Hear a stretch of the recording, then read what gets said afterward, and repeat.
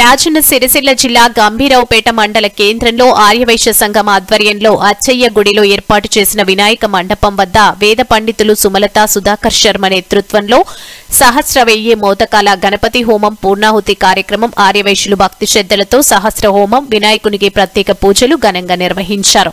అనంతరం వేద పండితులను శాల్వాతో సత్కరించి ఆర్యవైశ్య సంఘ సభ్యులు వినాయకుణ్ణి దర్శించుకుని తీర్థ ప్రసాదాలు స్వీకరించారు.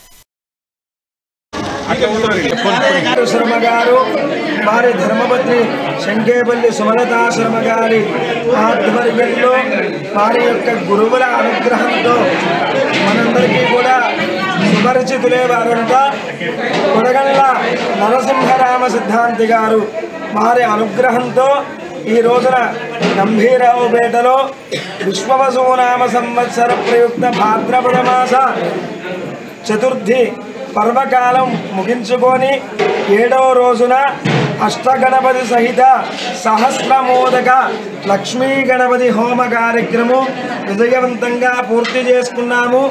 గురువుల అనుగ్రహము అలానే శ్రీ సిద్ధి బుద్ధి సమేత పరసిద్ధి వినాయక స్వామి అనుగ్రహించే ఈ కార్యక్రమం అంతా కూడా విజయవంతంగా జరిగింది. మంగళం మహదు గజానన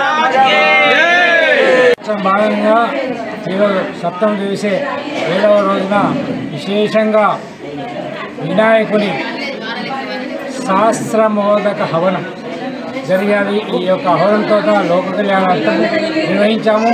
అలాగే వైశ్య సంఘ అభివృద్ధి కొరకు వాళ్ళ సంకల్పము శ్రీ కన్యకా పరమేశ్వరి దేవాలయం నిర్మాణం కొరకు ఎలాంటి ఆటంకం కలగకుండా ఉండాలనే సంకల్పంతో ఆ యొక్క నిర్మాణము అతి త్వరగా పూర్తి కావాలనే సంకల్పంతో ఈ యొక్క యాగం జరిపించబడింది. బ్రహ్మశ్రీ గణపతి శాస్త్రి హోదాలో హైదరాబాద్ నుండి వచ్చి ఈ యొక్క కార్యక్రమం విశేషంగా నిర్వహించారు.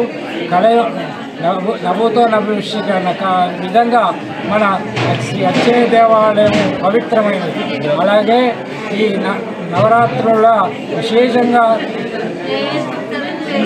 హవనం జరగడం చాలా శుభప్రదము.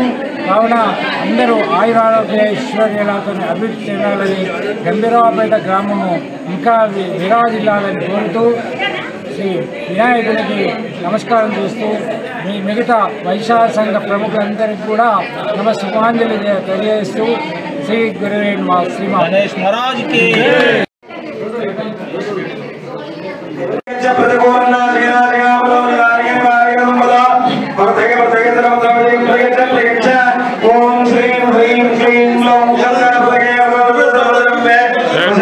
స్వాహ